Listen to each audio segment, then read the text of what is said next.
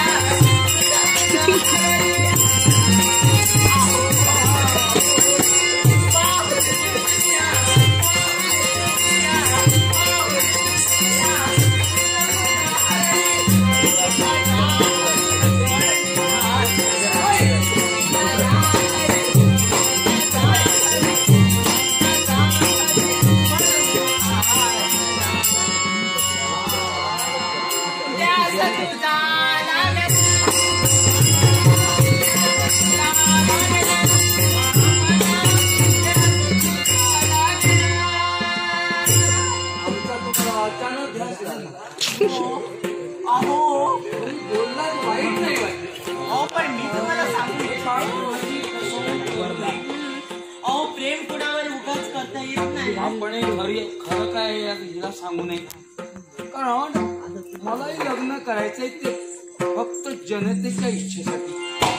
आमचं लग्न झालंय आणि असं असताना ही सुंदरीवती आमच्या गळ्यात पडते. हो तुम्ही जे काही मनमोकळेपणाला बोलला तुमच्या भावना आमच्यापर्यंत पोहोचल्या पण आमच्या भावना तुमच्यापर्यंत पोहोचू शकत नाही. याला कारण आहे आम्हाला सगळं कळतंय पण ओळख नाही. याला कारण आहे आणि याला कारण काय असेल आमचं लग्न झालंय. हो आमचं काय पण तुमचं लग्न झालं माझा स्वीकार करा ना. अहो लग्न झालं म्हणून काय झालं एका वेळा दोन तारी राहू शकत नाही पण दोन बायका एकत्र आल्या पण मी माझ्या मनाने ठरवलं लग्न करीन तर तुमच्याशी नाही तर हा जन्म अहो पण माझा विचार न घेताच आपण सर्व काही हो मी माझ्या मनाने अहो पण माझं लग्न झालंय माझं वयाचा तरी थोडा तर विचार करा म्हणजे थोडंसं होकार देऊन कराय